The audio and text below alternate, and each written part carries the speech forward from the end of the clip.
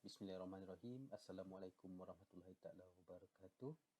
And very good morning, perhaps, for everybody else. Okay, my name is Muhammad Afiq bin Muhammad Ri, and we will continue on the next chapter of the crime scene investigation, which is today we will learn about the documentation of the crime scene. Okay, as the disclaimer again, most of the slides are actually prepared by Dr. Najee Arafat Mahad. I actually modified the slides depending on my taste, or maybe I just made some animation to make my presentation much more presentable. Okay, let's look into the learning objective. So at the end of the chapter, students should be able to describe the importance of crime scene documentation and describe and explain the documentation of crime scene using notes or note taking, photography, and sketches. Okay, this is the learning objective. Okay, so basically this chapter I will divide it into two parts. Okay, for the first parts, we will cover until notes or note taking only. So the next part, I will cover on the photography and sketches. Okay, let's go to the introduction. Okay. Documentation of a crime scene is very essential element of the actual processing of the scene. So other than collection and packaging of the evidence, documentation is very essential element, very important element of the actual processing of the scene. So it must be complemented to each other. Even though we have the evidence, we have a proper packaging, but if we don't have a proper documentation, the significance of the crimes investigation will be nothing. Okay. The documentation can provide context to the evidence into, for example, what it is. Okay. For example, what kind of evidence you found at the crime scene? For example, the handgun, pistol, where it was located. So, if we found the evidence, we need to answer this question as well. Where the evidence was located? Is it near to the victim, or is it thrown away outside of the house? So it's something fishy. So, for example, you have a victim with a bullet wound in his head. So you found the pistol on in his hands. Okay, maybe he is the right-handed person, but the pistol is at the left hand side of his hand. So the bullet wound is on the right side, but the pistol on his left side. So something wrong with it. So what was done to it? So for example, you found the bullet wound, you have the evidence, you can connect that. What was done to the evidence? What was done to the handgun?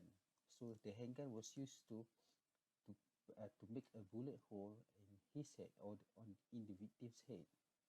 Or if the evidence itself is the bullet wound, so what was done to it? So something has been done to have that penetration kind of wound. Okay, so we can suggest the wound come from the bullet itself, bullet penetration. Okay. Document also can provide context to the crime scene. Okay, so during documentation we can provide where is actually the crime scene was located. For example, you taking the pictures, you have the sketches, so you can illustrate where actually the crime was located. Is it outside of the house? Is it inside of the house? So the documentation also can provide context in terms of the condition of the crime scene. Okay, it is including the weather, the lighting situation, the smell, the odor at the crime scene. Okay, for example, there is a case of victims. Okay, there is case of murder. Okay, there is case of murder. But you cannot see any kind of blunt force trauma or any kind of penetration wound. You cannot found on the victim.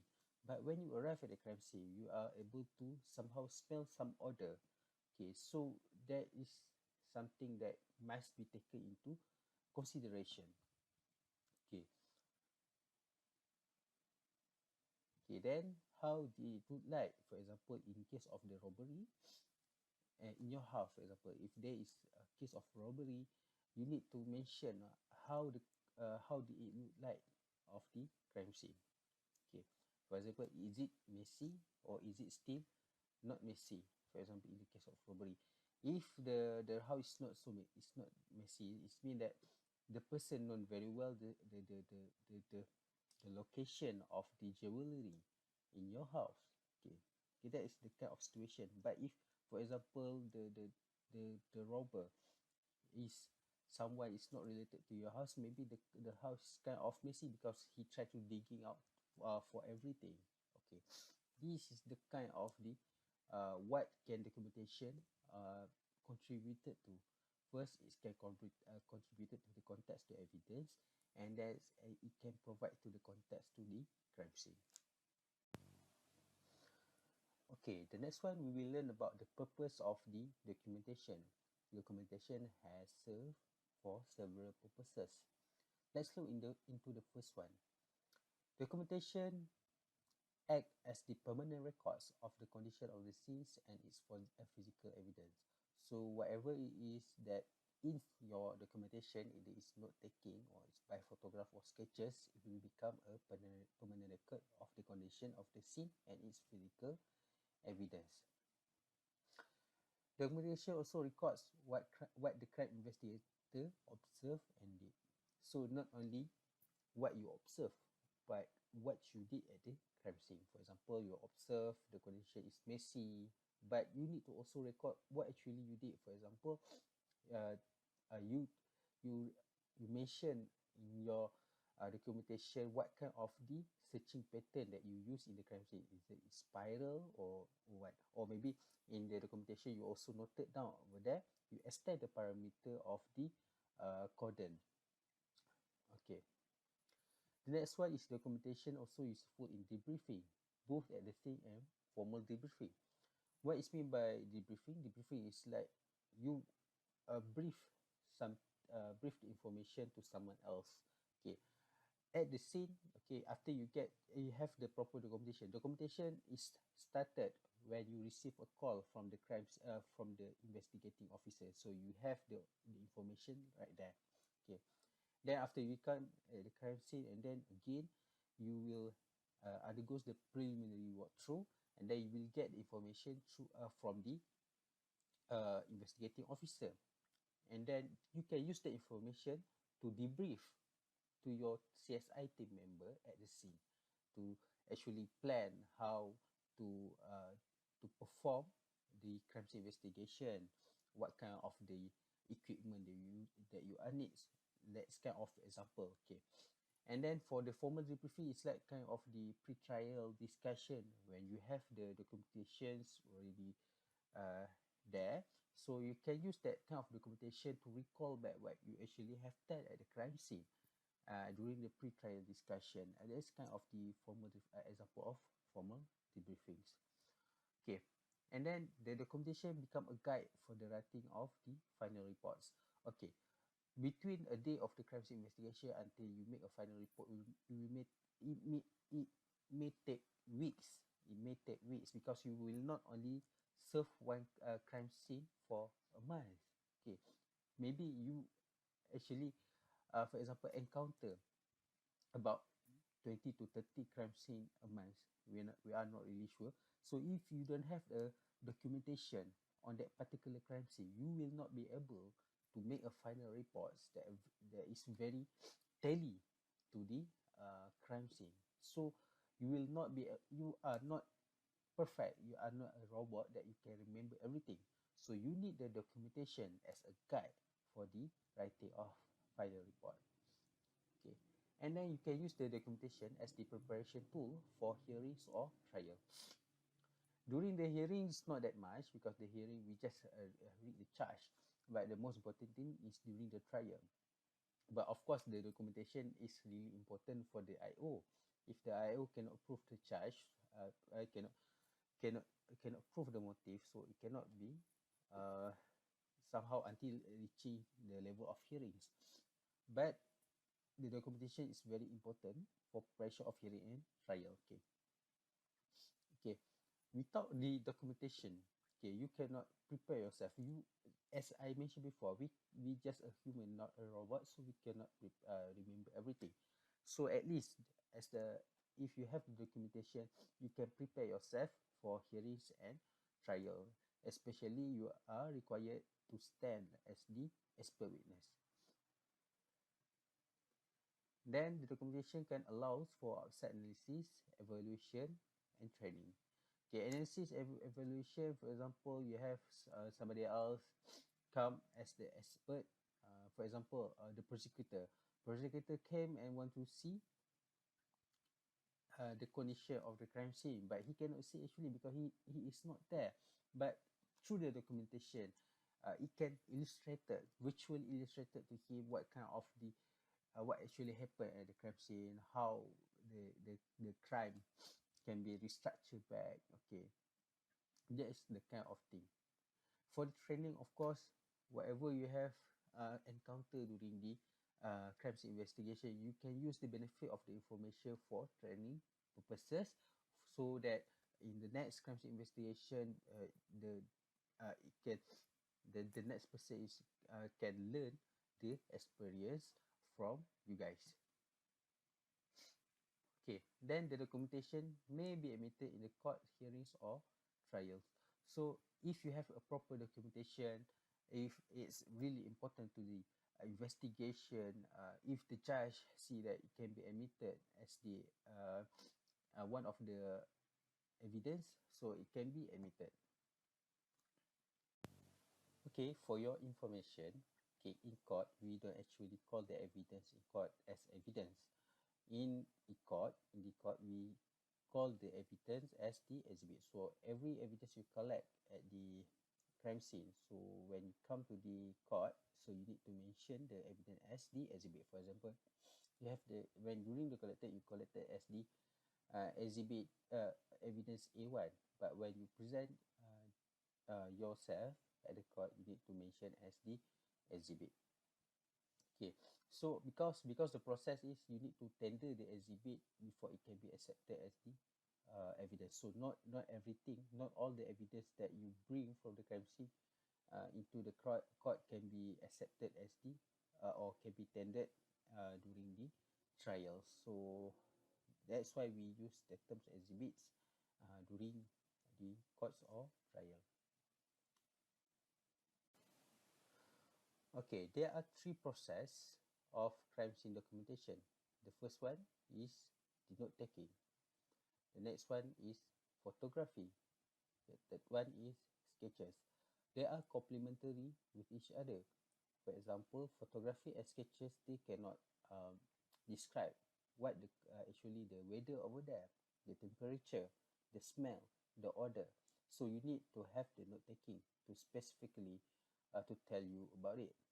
And for the photography, for example, it can provide pictures, the conditions of the visual conditions, but not the, for example, the distance. It cannot somehow give you the exact distance. So the one that can give the exact distance by using the note taking and sketches. Okay, by using the sketches, you can provide the distance, but you cannot provide the real visual of the crime scene. So you need the photography. So again, these three things is a very important things in crime scene documentation. They are complemented to each other. If something between them is not connected, for example, in the note taking, you are not you are not listed some kind of the evidence, but something in the sketches is has some evidence, or maybe in the note taking, you listed out the evidence until evidence Y, but accidentally, not accidentally, but in your sketches, you have until the evidence Z. Okay, so there is something wrong with it. So if it was presented in the court, so most probably the evidence Z will not be accepted or cannot be tendered. The exhibit of the evidence Z cannot be tendered in court or cannot be accepted as the evidence. Okay, that's kind of very important. The note taking, photography and sketches, they must have connected.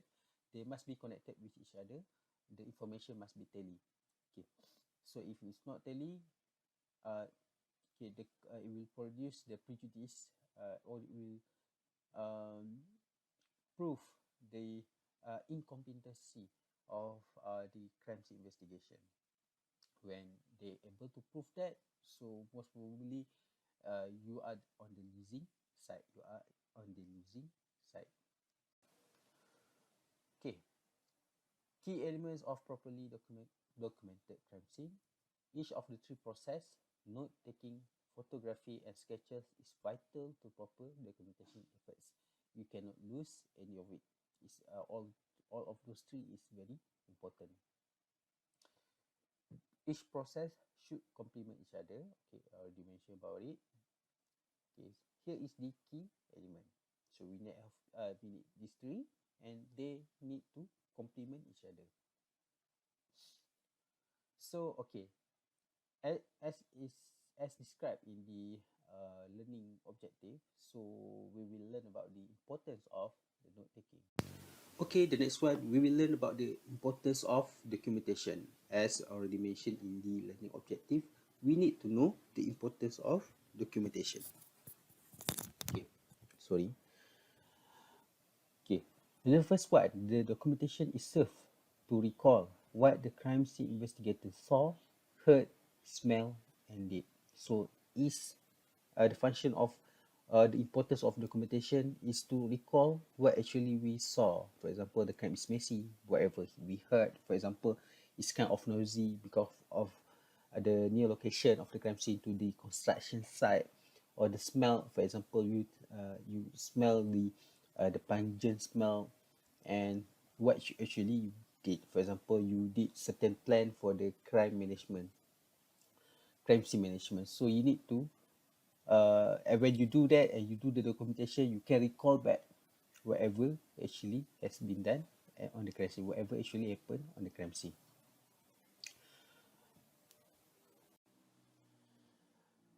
Okay, without documentation, the investigator must rely solely on their memory.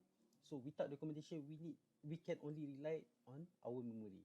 So it is not enough because we know that uh, uh, the memory tinggi is not our strength.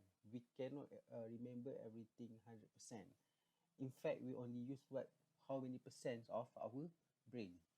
Our brain is not like a robot or computer chips. So we cannot remember everything. Crime scene investigator may ultimately process numerous other crime scenes prior to actually writing the final report. You need to remember that as the crime scene investigator, it's not that you only receive a case in a while or a case in a month until you write your final report. No, it's not necessarily like that. You may receive two crime scene in a day. It also can be possible. So if you don't do the proper documentation, you might get confused later on during the producing the writing final report. You cannot rely on your memory alone. It will be impossible because you have a lot of other things. Maybe you will receive a case every day. Okay, maybe you receive a case for every 2 days. So it's a lot of crime scene. So you have a numerous number of crime scene. You need to write a numerous number of report. So to make a guideline for your final report, you need to have a proper documentation. One runs the risk of confusing what you did from the one scene to the next, or even worse, completely forgetting some information. Okay, of course, the confusing is already worse, but forgetting is worse than that.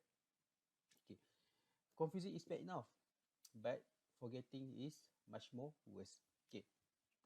So again, you as the crimes investigator, you will not only receive a case until you produce the final report. You will receive a lot of crime scene investigation you need to perform. So you can confuse and you can forget. So it is important to have the documentation. Okay.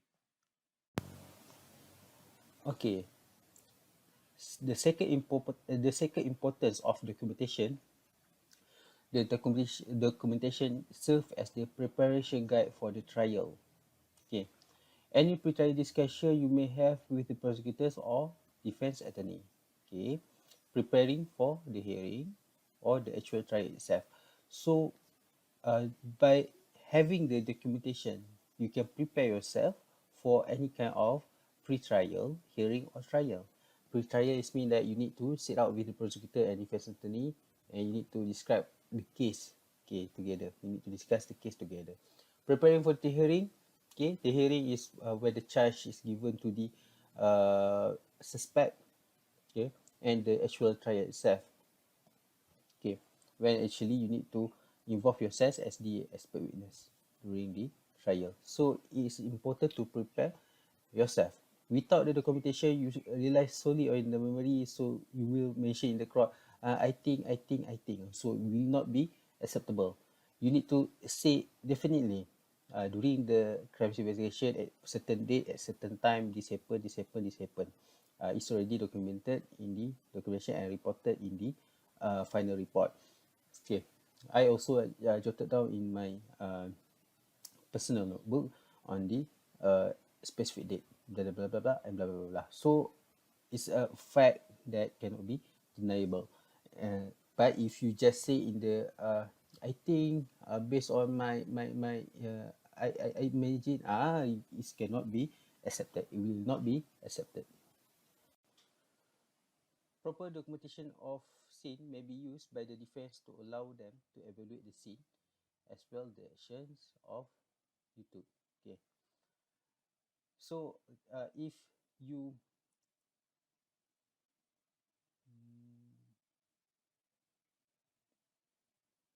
okay, if you have the proper documentation, it can be used to evaluate the scene as well. Apa tu tulis tu? As well as the action as YouTube.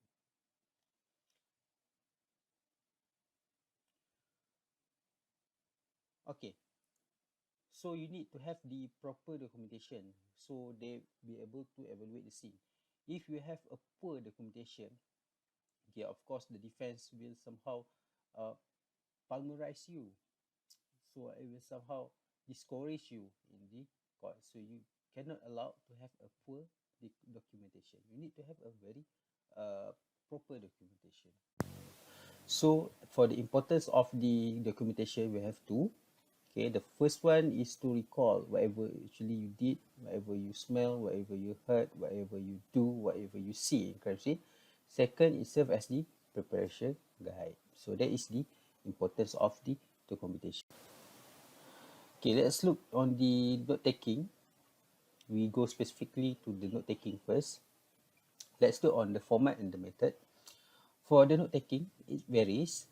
Okay, it's no specific format actually, but you need to have certain information. You may use one or combine several methods of note taking. So it's not necessarily you only use one kind of note taking. As long you be able to describe the crime scene as much as possible, to give the information as much possible, as accurate as much as possible, it should be done. Okay, as long it can help to record the information. Okay, that's the most important thing. You can combine whatever kind of the note taking, but the note taking will test your credibility actually in the court, for example. Okay, let's look on the first format. The example is chatting method.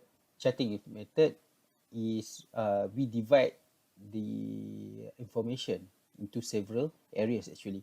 In this example, we show the example to three distinct areas at least.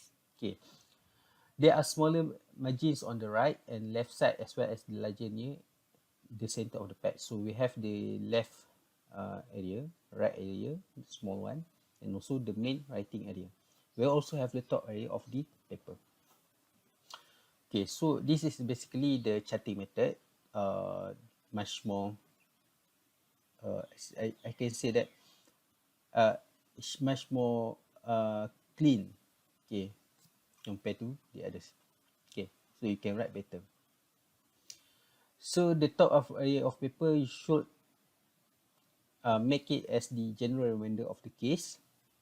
For example, the case number, date, name of the note taker, or you, accept you as the note taker, with his or her signature. If the list information should be included. Why I told this? For example, if you bring your notes at during the pre-trial, okay. For example, the the the lawyer or the defense asks you, okay, are you sure these the notes that write by yourself? How you can show that this the note written by yourself? So you need to have this signature uh, to your own notes. Okay. The case number, date, name is the list, and also the signature of the note taker. Okay. Okay. Back to the question. I forgot to ask about this. Okay. Who should take the note? Who should making the note taking method? Who should perform the note taking during the crime scene investigation? Okay.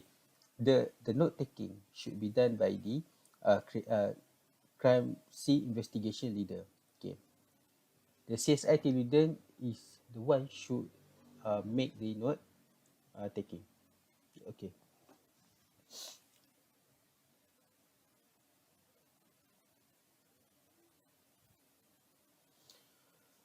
Okay. Okay. Why CSI team leader is the one who's supposed to do the note taking? Because when the crime scene, when the IO receive the crime scene, arrive at the crime scene, the one that the first he needs to call is the CSI team leader. Okay. For the crime scene investigation of that particular crime scene, okay, the crime scene begin when the CSI team leader receive a call. Okay, so when you want so the earliest one that get the information is the CSI team leader.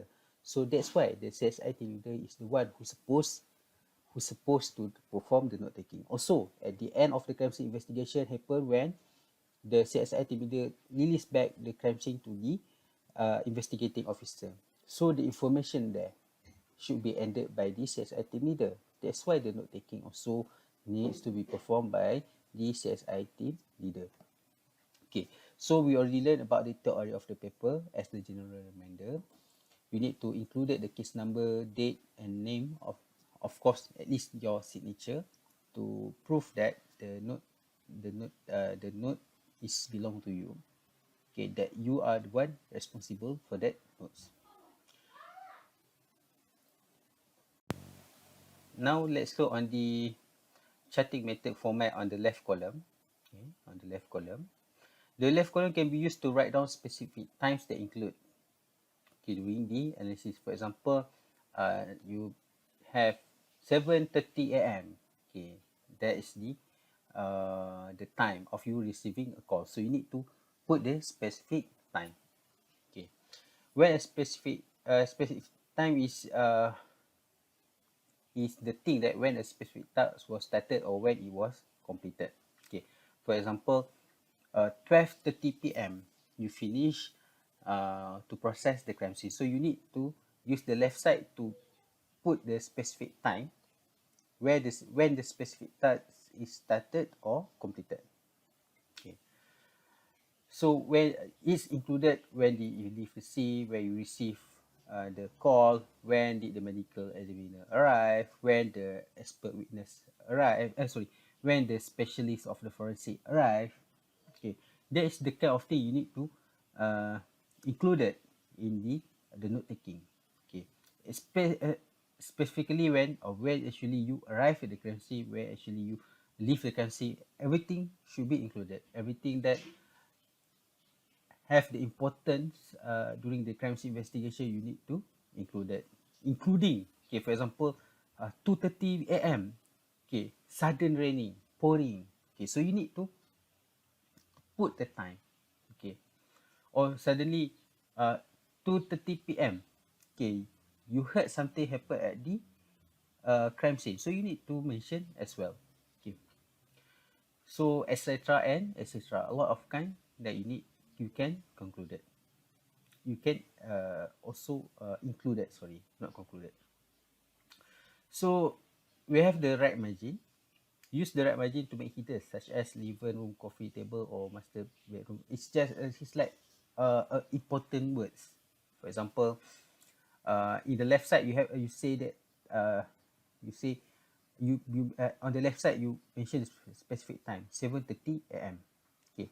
On the right side you need to have the headers or specific labels. For example, uh, you mention the IO, investigating officer IO, and mention his name. For example, IO dot dot double dot Shamsul. Okay. So in the columns of the notepad may also be used for main ideas and highlighting additional important information. Okay, you may use one or two words description in this column during the processing of the scene. Okay, like I said, okay, on the left side, for example, you receive a case at 7:30 a.m. At the right side, you put the main ideas over there. For example, IO Shamsul, or maybe you put dash call. Okay, so at the main area of writing paper, mention okay, 7:30 a.m. I have received a call from IO, Inspector Shamsul, the investigating officer. Then you listed down the information that providing by the investigating officer. For example, the IO said found one victim of male, so you put the information over there. Male, penetration wound, whatever kind of information, the earlier information that the IO give you, you need to put into details in the main section. So use this large area to write your notes in detail. Okay, the notes should be written in section, keeping each area process of main ideas in each section. We will learn about the crime scene processing after this, so you can use that as the section uh, of the note taking. Okay. Skip several lines when starting a new section. Okay, this will allow you some space to clean up and or clarify areas in your notes. Okay, so you can skip several lines between when you want to start a new section. In case you need to add some idea later on, you can add. Okay, you may also consider using simple abbreviation as you write your notes. But the simple abbreviation, you need to understand the abbreviation. For example, when you are required to explain at the court, you can explain the abbreviations. Consider creating a small legend to define them, especially intend to place them in a case file. So if you have intention to bring the notes during the court trial, it's not necessarily you can bring the note at the court trial if you can remember everything. But if you want to bring the notes during the trial, or you want to put in the case file, you need to put some legend. For example, AB stand for what?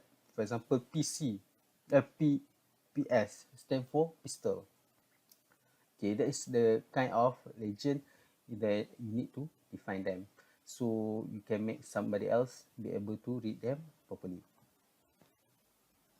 Okay, here is the kind of example.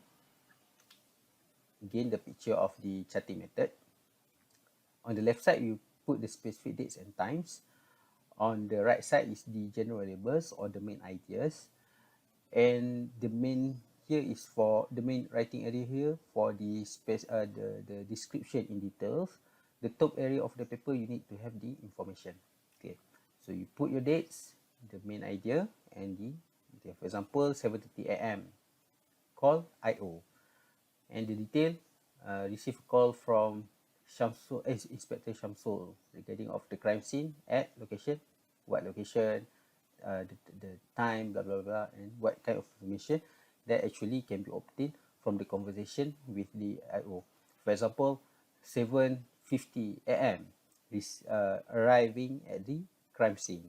Okay, and arriving at the crime scene, you need to describe the crime scene. How is the condition, what, so what, and so what. We learn about the categories of the note taking, so it can help you on the how to write the section in the note taking later on. Other format include the outline method, mapping method, and sentence method. So again, it's not that you need to use only one format.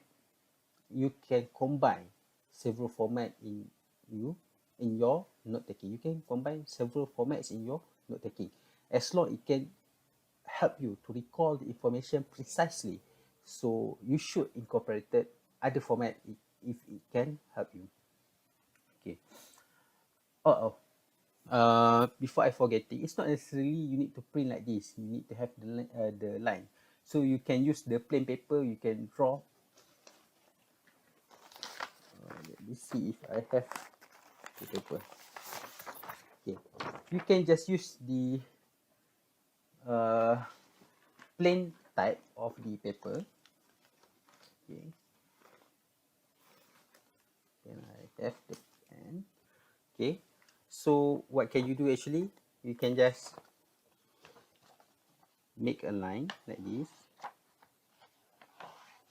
Okay, better I use marker pen. Where's my marker? I need marker. Okay.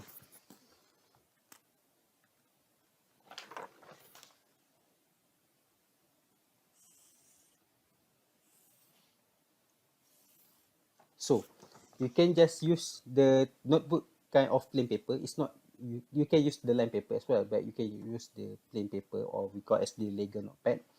Okay, you can use this kind of paper as well. So you can just draw the lines, write the information over here, date a specific time over here, and here is for the general idea, and this one is for the main idea.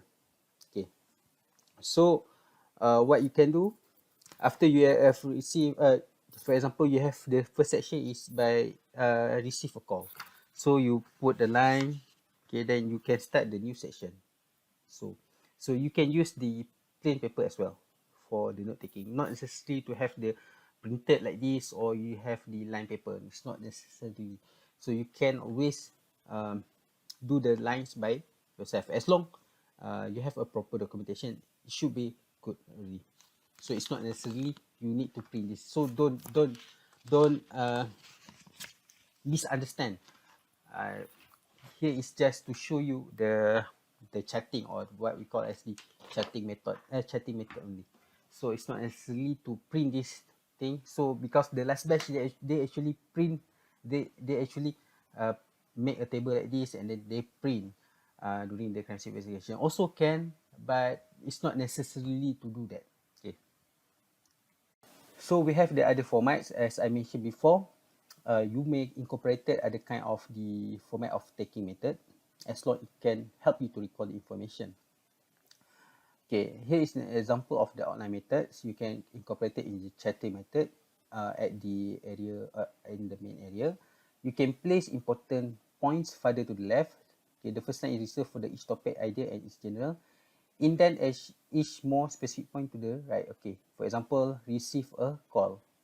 Call from Shamsul, and then little bit indent to the right more, the information of the victim.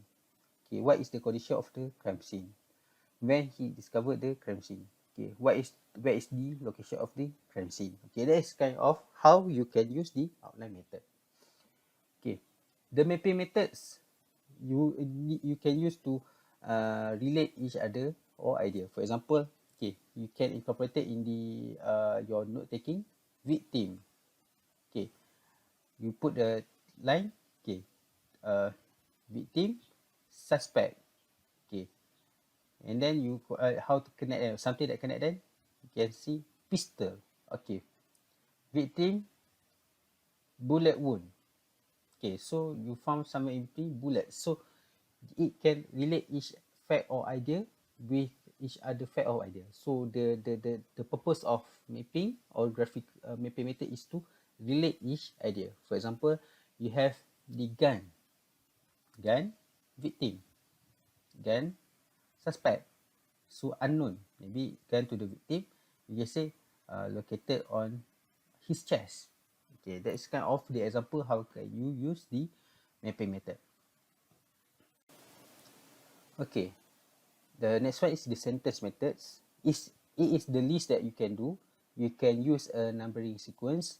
Each new fact, idea, or topic is written on the spread line. For example, you have the new topic here, and then you proceed with the next topic.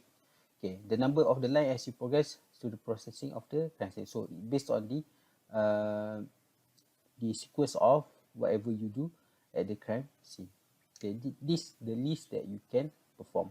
But I believe that the charting method is the most informative one, the most efficient one. So you can combine with other kind of the uh, note-taking method. Okay, once you have completed the scene and have returned to the office, you should take a few moments to review your notes and clean them up. What is mean by clean them up?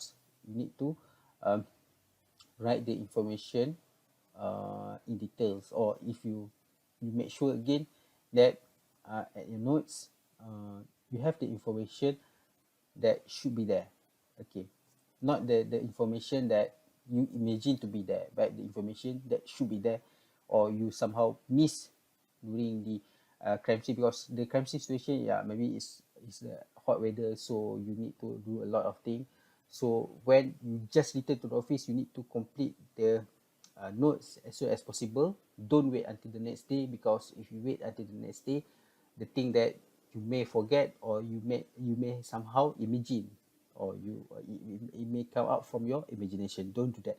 So once you completed the scene, you return to the office, you need to review your notes and clean them up. Okay, don't wait until the next day. Okay, don't put anything that you imagine. You need to put everything based on the fact or whatever you found at the crime scene. Take this opportunity to complete incomplete sentences or incomplete thoughts. So take this opportunity to complete the incomplete sentence to make them very good. So if you want to do that, make sure to use the same pen. The trick is you use the same pen. Don't use the different pen. Okay, if you use the different pen, that it will become someone can elegantly tell you that you actually do the you add the notes after you forget, or you add the your own idea, not based on the crime scene. So that's why you need to use the same pen. Okay, this is also an opportunity to clarify any confusing points in the notes. Okay, for example, the notes you taken, you have some confusing points, or you not rated it properly, you can put a scribble over there, or not scribble, put the line, and then you can rectify back your points inside your notes. Okay, you make sure that notes are legible. What it means by legible, that everybody can read your words. Okay, your words, the whatever you write, the writing must be readable by everybody else.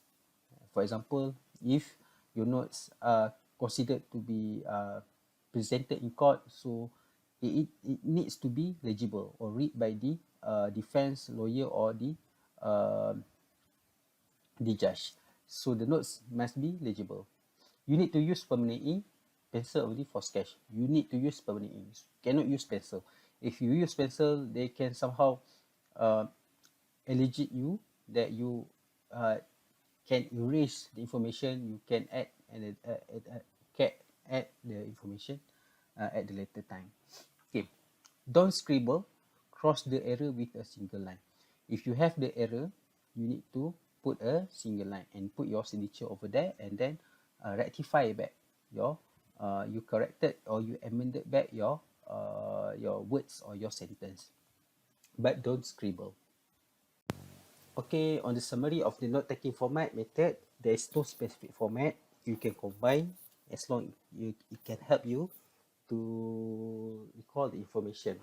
But in the notes, you need to have the main information of the case, including the case number, dates, and time, and also the signature of yours, to make sure that the notes that belong to you only. Okay, then you need to have for every events or every the things that you encounter at the crime scene, or everything that you did or everything that you observe, you need to mention the time and the main idea as well, and then you put into the description. Okay, that is the summary of the note taking. Okay, let's look into the next one. Okay, is a part of the note taking that you need to do, but it's a different part of the specific or in details of the note taking description.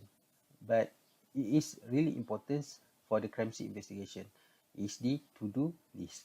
So we actually need to perform the forensic practical, mock crime scene investigation. So where make sure that you have the to-do list. So actually it will somehow help you guys to manage the crime scene much more efficient. Okay, what is task list or to-do list? To do the task list or to-do list, you need to create a separate notepad titled things to do or to-do list. So you need to have a notepad that have the things to do or to-do list. Okay. Adding this to the to-do list allows you to complete the current task at hand. You may then examine the to-do list and prioritize what you will do next. So you need to have the to-do list. Okay. Basically, every member of the CSI team member, they should have their to-do list. For example, the sketches, they need to have their to-do list. Okay. For example, for the photographer, they also need their to-do list, including the CSI team member. Supposedly, everybody in the CSI team member needs to have their to-do list. If the situation that you put your current task on hold, you should put this on your to-do list. Okay. For example, you make something, but suddenly you need to prioritize something else. You need to mention in your to-do list. Once the more pressing task is completed, you can examine the to-do list and determine where you need to go to do or do next. Okay, when the more pressing task is completed, and you already checked your list on that particular task, and then you can proceed to what the important things that you need to go. So it's the example of the to-do list. Okay, the items and the date, for example, or you can do like this. The to-do list should not be very detailed. It should be just the main idea. For example, as the photographer, you need to have the to-do list before the crime scene investigation and the to-do list during the crime scene investigation and after the crime scene investigation. Before the crime scene investigation, as the photographer, you need to have the to-do list, for example, to check the gear of it. For example, a memory card, lens, camera, battery. So you need to have the to-do list for your particular equipment, for example, of the photographer. During the crime scene, okay, you need to have the to-do list as well. The picture of the scene, picture of the evidence. Then under the picture of evidence, you need to range, middle, zoom. Okay, you need to have all these to-do list in your list. Okay, for example, after the crime investigation, or maybe you can just put down below, okay, complete the photography log. That's kind of example that must be included in the to-do list of the photographer. Let's say for, sorry, it's a little bit itchy. Let's say for what we call as the sketches, the to-do list before the crime scene investigation. So you need to make the to-do list for your equipment, pencil, eraser, a drawing board, the ruler. Okay, that is the kind of thing that you need to include in to-do list during the crime scene investigation. Okay, what you need to do. Okay, for example, you need to do the bearings, the distance. Okay, the type of distance method. Okay, that is the kind of thing that you need to incorporate it in your to-do list. For example, of the sketcher. As it says activity, you need to have your to-do list as well. The team member, the equipment, okay, the phone number, whatever kind of the to-do list, okay, you need to have in your to-do list. Okay, for the CSI team leaders, I believe the to-do list is much more longer compared to the others. You need to make sure everything is okay.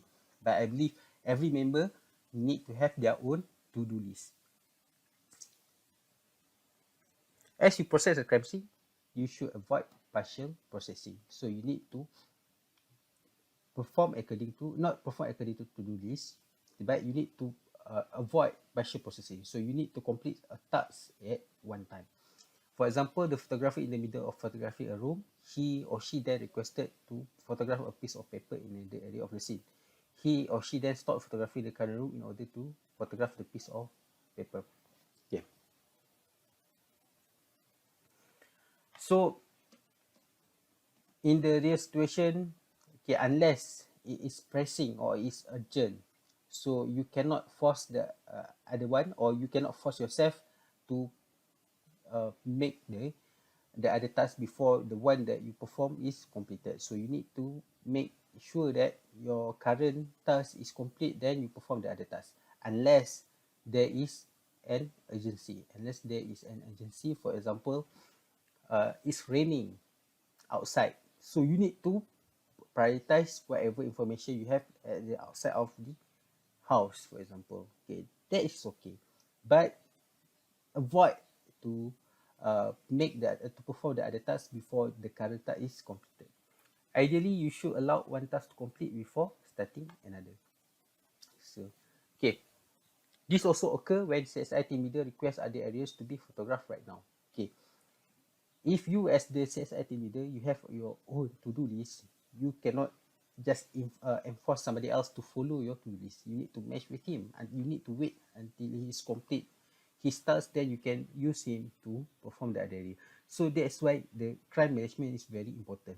If not, it will be very messy, and then the what we call as the crimes investigation cannot be done in efficient manner. Okay, so in this example, for example, you as the CSMT leader, okay, you need the photographer to leave the area to perform something else. Okay, but when you do that, when the photographer still not complete his first task, when he came back to what he left, he might not be able to continue at the same pace, or at uh, the pace that he's supposed to continue his duty.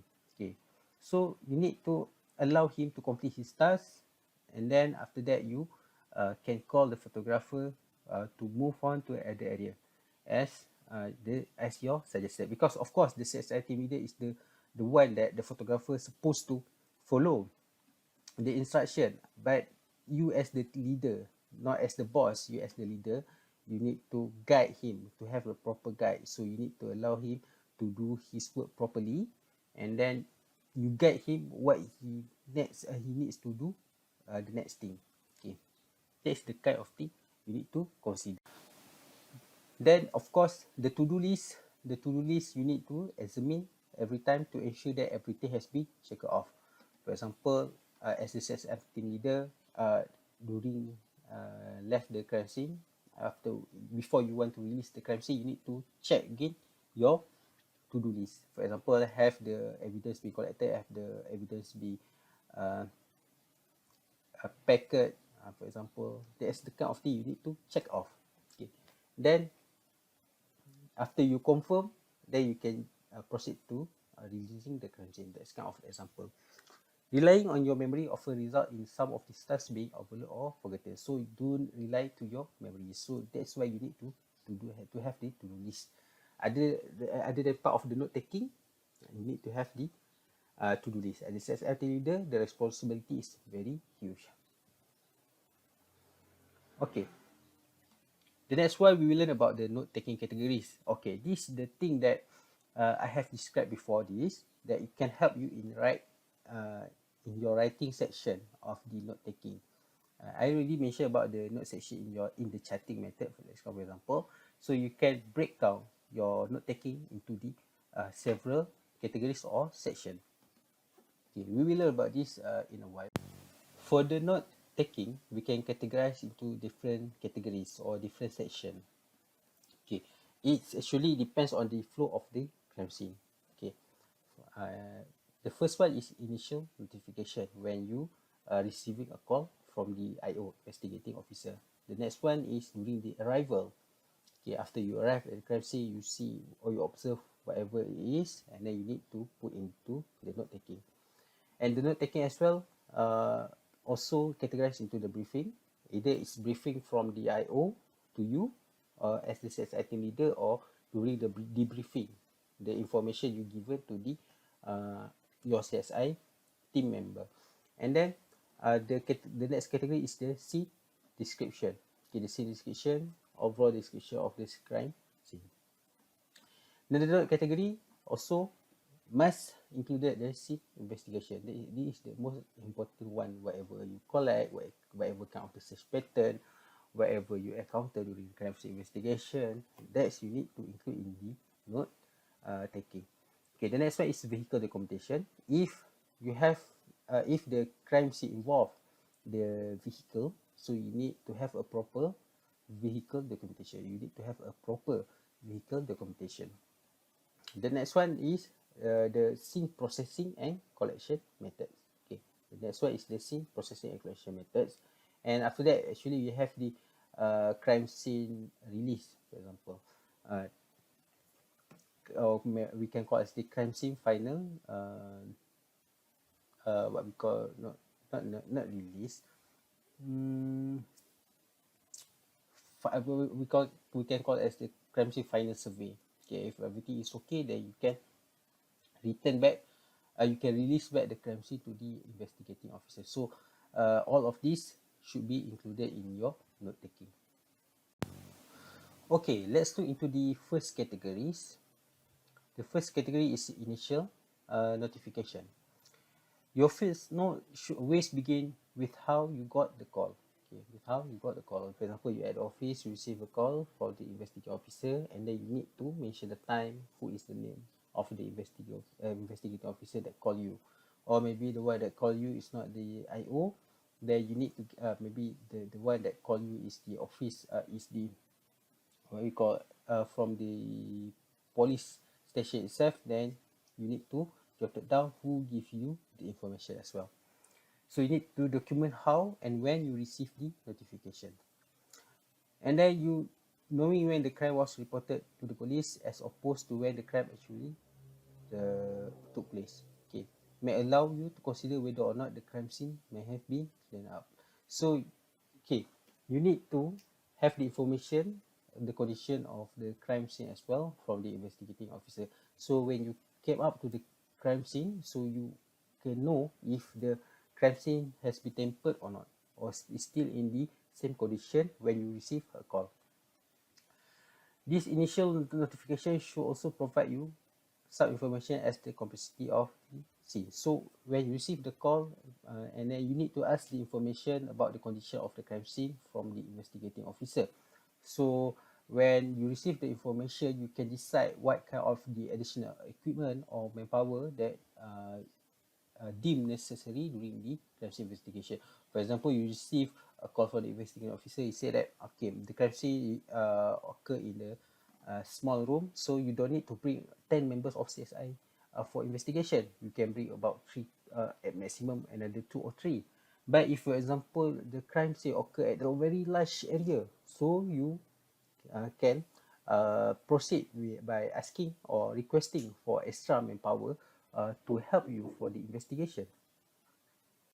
Okay, next we will look into the next notes categories, which is the arrival at the crime scene. So once you arrive at the scene, document the time you actually arrive at the scene. So when you actually arrive at the crime scene, so you need to jot it down whatever the time that you actually arrive at the crime scene. If there is an officer maintaining a crime scene log, report to that the officer prior to entering the scene. Okay, if there is an officer standby at the crime scene, that standby with the crime scene log, report to that officer prior to entering the crime scene. Document the officer's name that is maintaining the crime scene log. So, as the crime scene, you need to put the information as well, the name of the officers that are maintaining the crime scene log into the your note taking. Okay, so remember during your CSI practical, you need to have an officer to secure the crime scene, and also to have a crime scene log to record who enter or exit the crime scene. Okay. And document how you approach the scene and how the scene was secure. Okay, you need to document how you approach the scene. For example, you approach the crime scene from the main road, or from the left side of the crime scene, or from the using the elevator, or you taking the stairs, for example. That is, you need to document how you approach the scene. Okay, or how the scene was secured, you need to mention as well. Maybe the crime scene was cordoned from what and what. For example, if you are required to extend the perimeter of the cordoning or security, so you need to mention as well in your documentation. Okay, the next one, we will look into the next notes categories, which is the scene briefing. Okay, once you arrive at the scene, you should be briefed by the officer in charge. I believe the officer in charge is the investigating officer. IO must be there until the CSI team leader arrive at the crime scene. So when you arrive at the crime scene, you should, after you arrive at the crime scene, you should meet the officer in charge. You just not bluntly come into the crime scene without the permission of the investigating officer. So investigating officer must be there to debrief you with whatever kind of information he has, to ensure that the initial information was correct, as well to receive any information that you developed from the time you were called and the time you arrived on the scene. Okay, so when you receive a call in the initial notes categories, when you receive a call, you already obtain the initial information. So when you arrive at the crime scene, you will be debriefed by the investigating officer. So you need to make sure that the information was correct. If you have, and also you need to also take into consideration to receive any new information, because you will take sometimes when you move from depart from your office until you reach the crime scene. The IO will not just be stand alone over there and do nothing. So he must be going somewhere and try to secure or maybe expand the perimeter. So you need to get the kind of information. If, for example, the crime scene investigator, as the IO say that he expand the perimeter, so you need to get the information. Maybe during the time you coming to the crime scene, that the officer actually found the evidence that to murder the victim. So you need to get that kind of the information.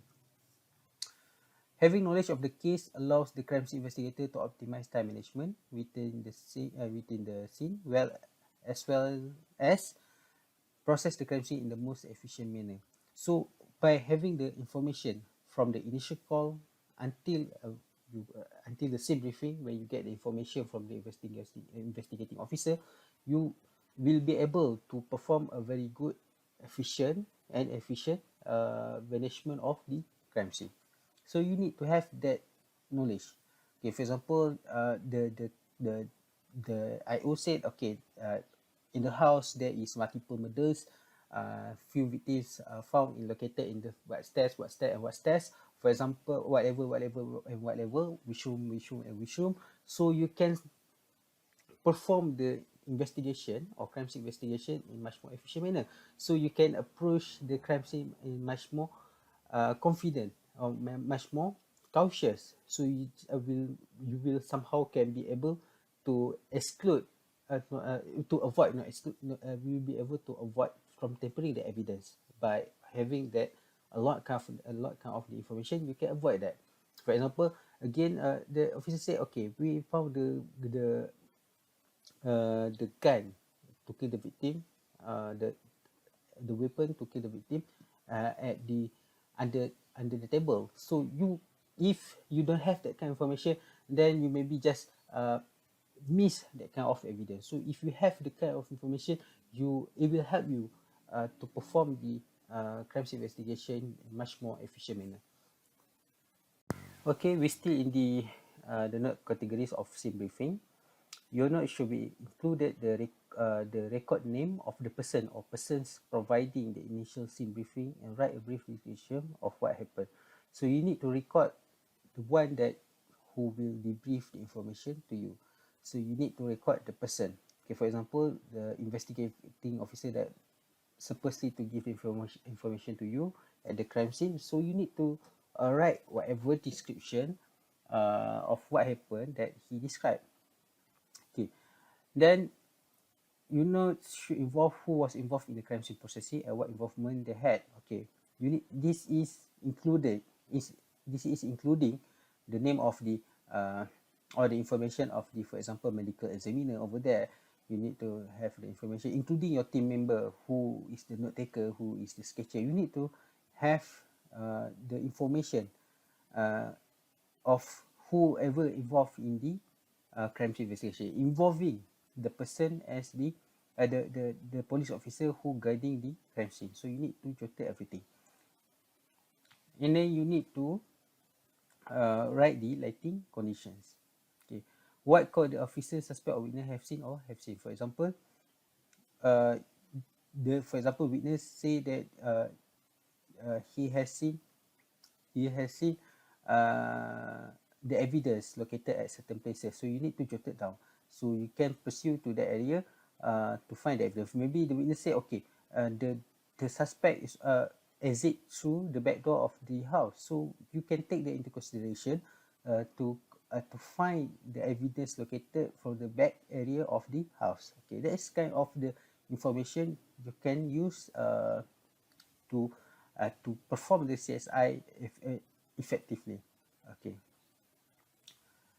Okay. Next, again in the same briefing, you must also identify who has been in the scene and what their duties and responsibilities were inside the scene. For example, in the case situation, the IO already called medical examiner. Medical examiner has come and confirm the death of the victim. So you need to know.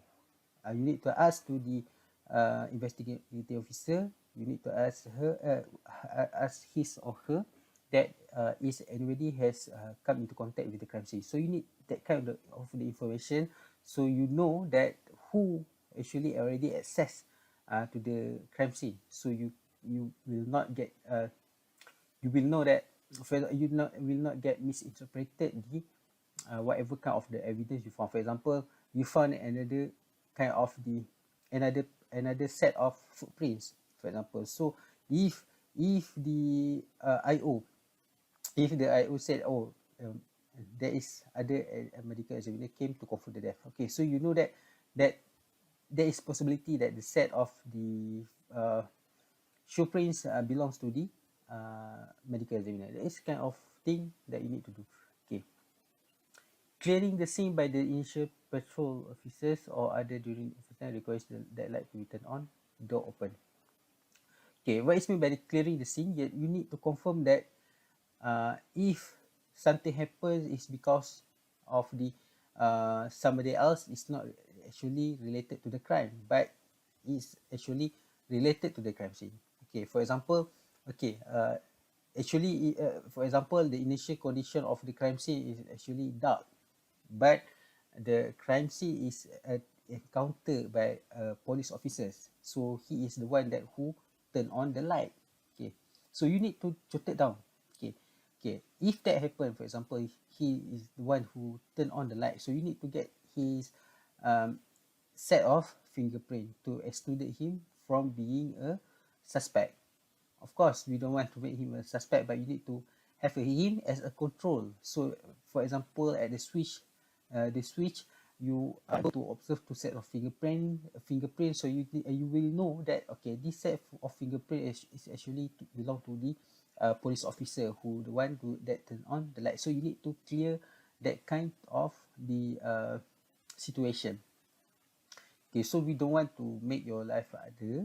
So you need to have the information in your pocket. Okay.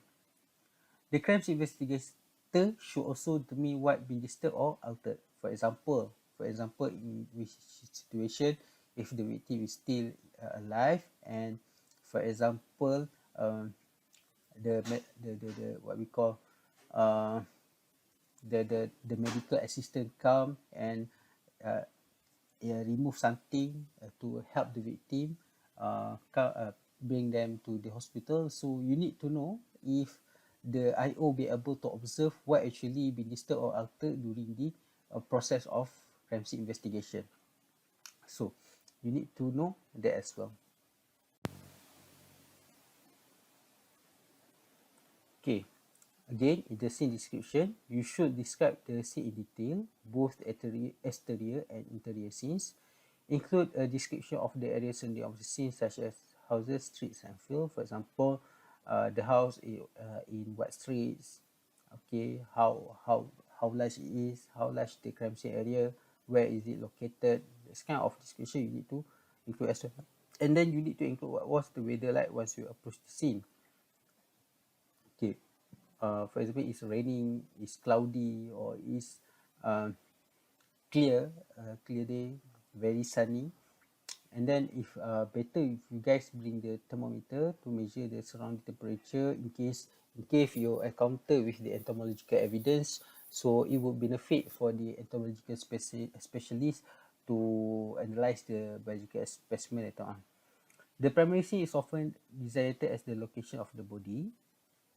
Okay. Okay. Okay. The primary scene is often designated as the location of the body. Okay. Primary scene is often designated as the location of the body. When you found the body, we call it as the primary scene. But it's not the primary, maybe not the primary crime scene. Maybe the body has been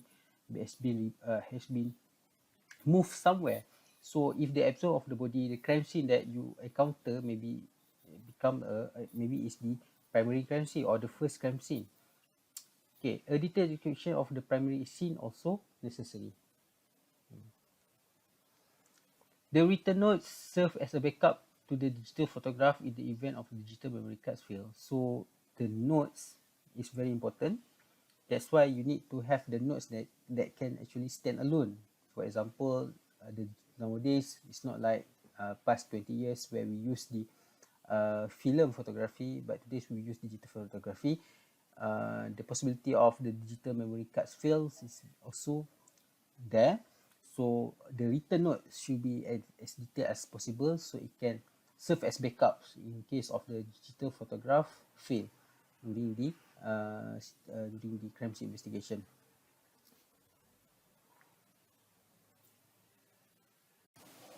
Okay, next is the scene investigation. Okay, after you have the initial call, you have the scene debriefing, and then you have the scene description, you have the scene investigation. Okay, so you can just imagine the note categories based on the flow of the crime scene investigation.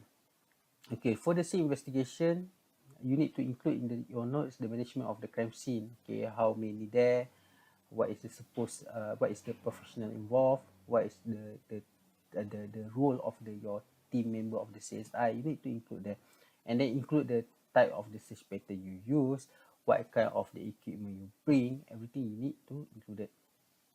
The search method used should be included. Utilize the personal description. Okay, you should describe the evidence meticulously, including the note, including noting who actually identified the particular items of evidence. Okay, actually for this we have the what we call as the evidence log, but you should include it in your note as well. So for example, okay, for example, you found a knife, then you need to put in the bracket, or you need to put the names of the officers or someone that actually found who actually found the evidence. Okay,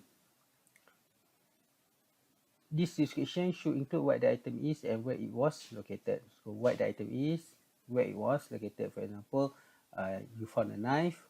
Okay, it's located under the bed. Okay, for example, found by the collecting officer named Afiq, for example. So you need to jot it down in detail. Odors and noises should be recorded when they are observed. Okay, odors and noises. Okay, you need to include it as well. You need to include as well. Okay. Under the scene investigation as well, a description of the suspect may be also helpful. For example, the witness give the information to the police officer. Police officer said the witness said the suspect is 5 foot tall height. Okay, so you need to have that kind of information. For example, a male suspect found by the IO is 6 feet to 3 inch tall. So you find the point of entry was made through a small hole in broken window. The window panel was simply broken and the window was not actually open. This may indicate that there was smaller suspect present as well. So in case of the home robbery, okay, the suspect, the witness observed, or the IO found the suspect 6 feet tall, but the windows panel is just the windows panel broken. The spaces around that, the spaces for somebody to allow to pass through the hole is not that big, so you can suspect that, or you can help the investigation that there might be another suspect involved in this crime. Okay, that is the kind of thing that you need to take into consideration as well. Okay, the next one, still under scene investigation. Describe how the suspect got to the scene and what action did the suspect take while in the scene. Okay, you need to have this idea as well during scene investigation. For example, you see a blood trail. Okay, so if the blood trail, okay, come from the mother room, then go to the next room, so you can be able to say that, okay, the murder come from the blood trail is starting from the mother's room to the daughter room. Okay, okay, that is kind of the action. Maybe after that he goes back to the kitchen. Okay, that is kind of the description of information you need to include it in the note categories. They did not just appear in the scene, they had to get there and leave somehow. Okay, so for example, in the case of robbery, just now is they come from the panel of the broken window. Okay, the panel broken window, but after we can also observe that uh, the back door of the house also open.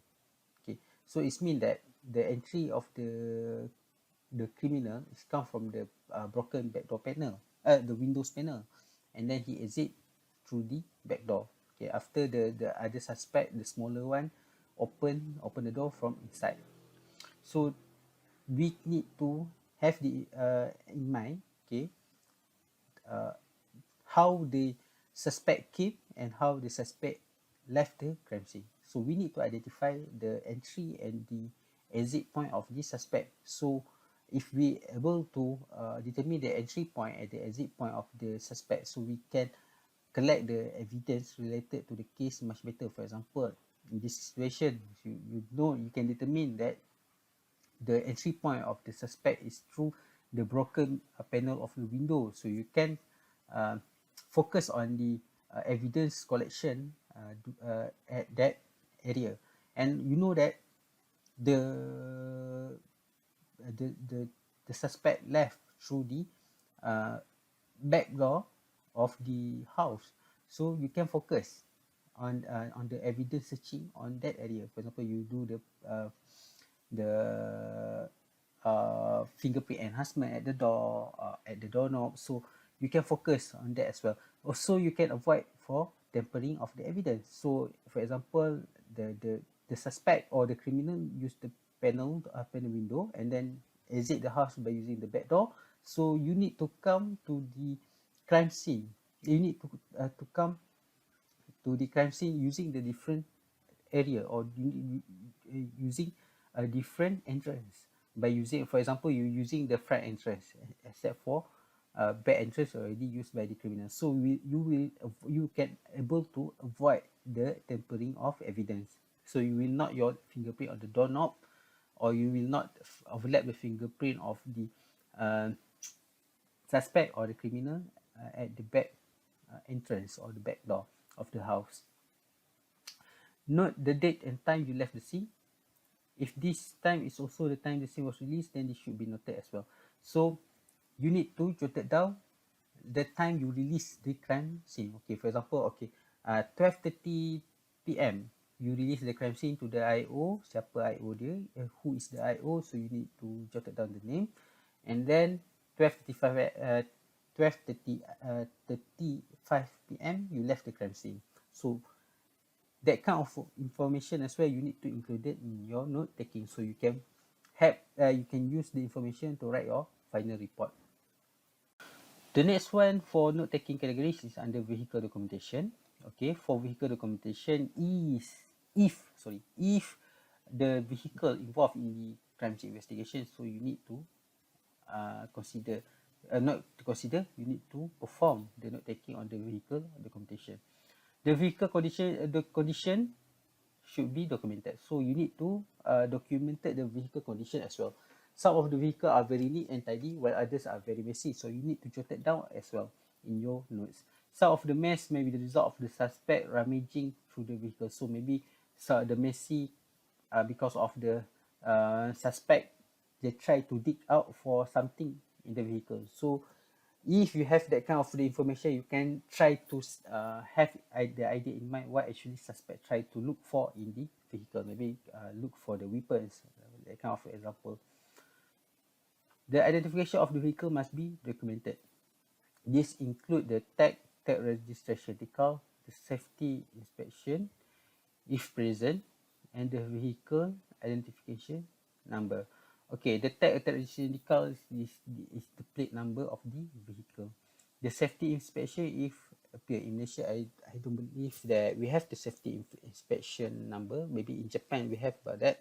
And the vehicle identification number is the specific number, or what we call is the series number of the vehicle. Okay, here is the tag registration number. Okay, the VIN number is like this. Okay, if we can observe, maybe at the, I think in my car, is located on the uh, driver side. We have the plate number at the door. If you open the door, you can see at the frame we have the plate. Okay, this is the VIN number. So you need to look for this. Okay, and then you can also look for the VIN number at the around engine area. Okay, okay. That is the one of the common location actually. You can find the VIN number. VIN number is very specific. It can tell you the specific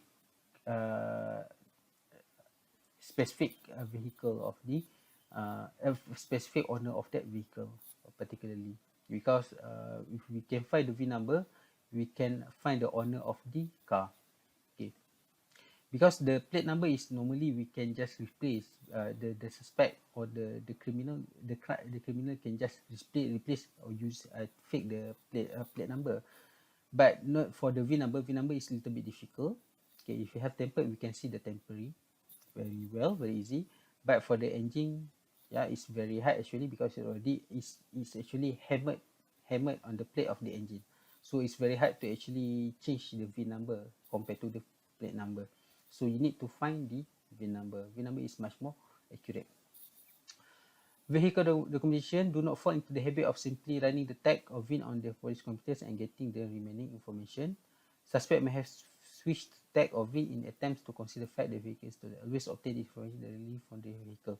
So just running the tag or VIN the police computer or getting the remaining features, you need to obtain information directly from the vehicle. Okay, vehicle documentation. If any damage is present on either the interior or exterior of the vehicle, the damage must be documented.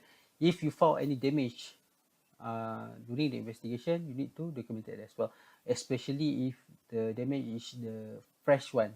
So you need to document it, the damage as the damage as well. So don't don't document everything of the damage, including the scratches, but focus on the most fresh damage. Okay, don't take everything.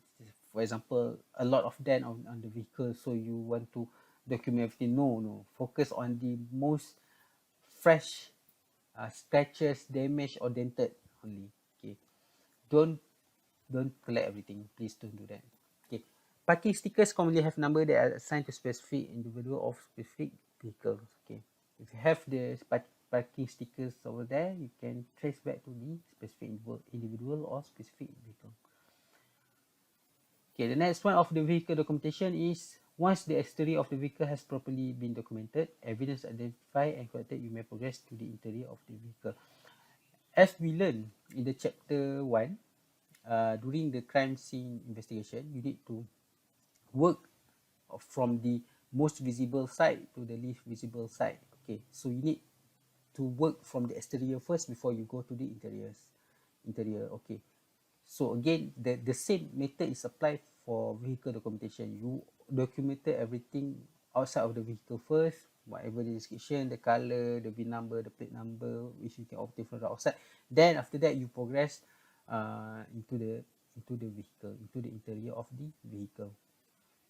The interior is documented as well. The condition of the vehicle and the location of the evidence or damage related to the crime are documented. Okay, especially the fresh damage. Okay. Okay. The last batch we actually perform the mock crime scene using a car. So you need the they actually misplace some of the most important location for evidence. For example, from the rear mirrors, they forget to get the fingerprints. At the dashboard, they forget to they just focus on the fingerprint dusting on the dashboard. Okay, you need to imagine, okay, where is the actually evidence can be most located. For example, the rear mirror, the area of the steering, the mirror of the passenger and the driver. Okay, where the fingerprint can be located. You can look at the back support of the head, look for the hair, or maybe you can look at this the back side of your lumbar support, and also the bottom part where you can find if the what we call as the fiber of evidence. You can try to look at that. And don't forget about on the carpet. For example, in the last batch, they forget to took the soil sample from the carpet, so it actually can match with the soil with the shoes of the suspect actually. So that is the kind of thing that you need to consider during the crime scene investigation if you encounter the vehicle as the crime scene. Okay. After we have done the scene investigation, including we have already learned vehicle documentation if the vehicle is involved as a crime scene. The next one is the scene processing and collection methods. You need to document what processing method you use at the scene to include any presumptive test. Okay. You need to use to include what kind of processing method you use. Okay. For example, okay, one of the evidence collector used the presumptive test for determine if there is any presence of blood. For example, your officers, your team member used luminol, so you need to jot it down as well in your note taking that luminol has been used to collect the or to identify if there is the presence of blood or not. Okay, for example, if they want to try to find of what we call the residue of the gunpowder, so they use the nitrate analysis or nitrate screening. So you need to include the presumptive test in the documentation as well. Okay, before we go further, what is the presumptive test? I don't want you guys to get confused. Presumptive test is a screening test. Either you want to suggest either that particular evidence is there or not, but it's not the confirmatory test. Presumptive test is just for screening. For example, you perform the luminol test, okay, there is the possibility of the blood, okay, but you cannot confirm that is a blood or not, because the luminol can also react with something with high iron content, such as potato. So the presumptive test is just for the screening purpose, so you need to mention that in your documentation. For the confirmatory test, if you, for example, you try to test the group of blood, then that we call as the confirmatory test. Okay. Documents who collect the evidence and how the evidence was initially packaged. For example, evidence A collected by Afiq and how he packaged. Okay, for example, he packaged the bullet in a small box. Okay. Okay, so you need to describe as much as possible. This is where the initial change of custody of evidence begins. An evidence log is ideal for this task. Okay, an evidence log. Okay, I'm not suggesting that evidence log must be handled by the CSI team leader as well, because CSI team leader has a lot of work with the note taking and give the instruction to the other team members.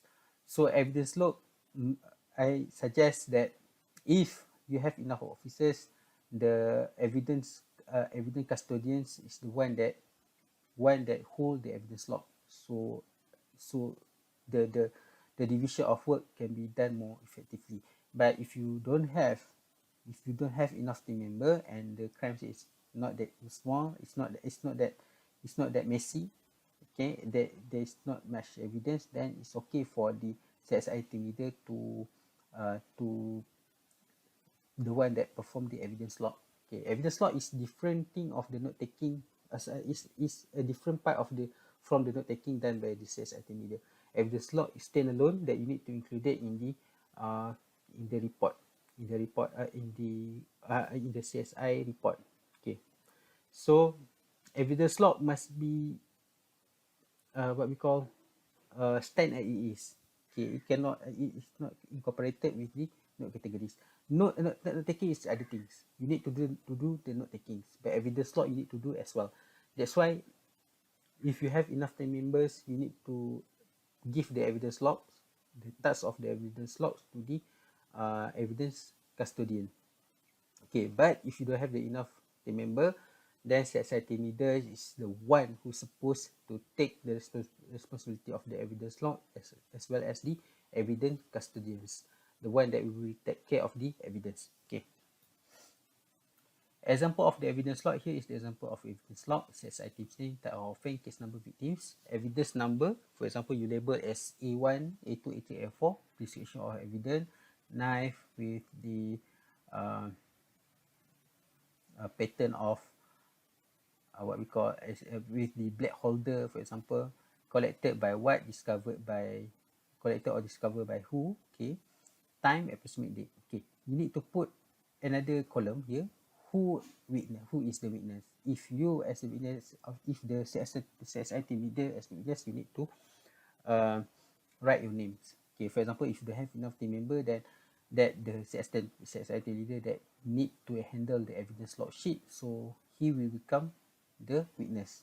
Okay, so you need this kind of the information. So evidence log sheet is the separate sheet from the note taking. It's not in the part of the note taking. It's a different sheet. But in the note taking as well, you need to, as the CSI team leader, you need to jot down everything. Okay, so we can match the evidence log with the CSI team leader notes during the preparation of the report. Okay, after we have done on the SIM processing and collection methods, then the next one is the evidence packaging and submission. So as the CSI team leader, the one that will do the note taking, you need to document how the evidence was packaged and sealed. Okay, you need to write in detail. Okay, if a large convenience container was used, document this as well. Document to specific locations where the evidence is supposed to be submitted to. For example, you already separated into the biological container and also the one that required for chemical analysis. So you need to document the specific location where the evidence is supposed to. For example, the box A is for the biological department for biological analysis. Maybe for the part B, you need to submit for the Jabatan Kimia. Maybe for the part C, you need to run for the fingerprint for the police database. You need to have that kind of the idea. So we already learned on the note-taking categories. Okay, we will stop until this part for the documentation of crime investigation. So for the photograph and the sketching, we will learn in the next part. Okay, again, this summary of the note-taking categories is actually follow the full flow of the crimes investigation. I believe the other thing of the note-taking you need to add here, one of the point is the note categories, releasing the crime scene. So you need to jot down the time taken when you actually release the crime scene. You need to include that as well. So from the initial notification, the arrival at the crime scene, the briefing, including the briefing from the IO to you and the briefing you give from you to the team member, the scene description overall, the whatever after that, the scene investigation. If you have the vehicle documentation, you need to, if you have the vehicle as the crime scene, so you need to have a very proper documentation of the vehicle, and also the scene processing and collection method, and lastly is the crime scene release. So you need to have that kind of section, or we can call it the categories. Okay, so if you have in mind what kind of the question can be asked based on this lecture. Okay, the first thing, the question can ask about the importance of the crime scene investigation, or maybe the question can ask you the flow of the note taking. So you need to be able to do to understand this. Okay, you need to be able to understand it as a flow of the crime scene investigation. The next one, it can ask you very specific. So how you encounter the vehicle as the crime scene investigation. Describe how you are supposed to do the note taking for vehicle documentation. Okay, you need to be able to understand how to perform the documentation for vehicle. Okay, that kind of example. Okay, that's it. I think we will meet again soon on the next part of the chapter 2 on the documentation of the crime scene investigation, specifically on the photography and also sketching. Thank you so much. Again, if you have anything, you may ask in the group WhatsApp, so we may share the information over there. Okay, thank you so much.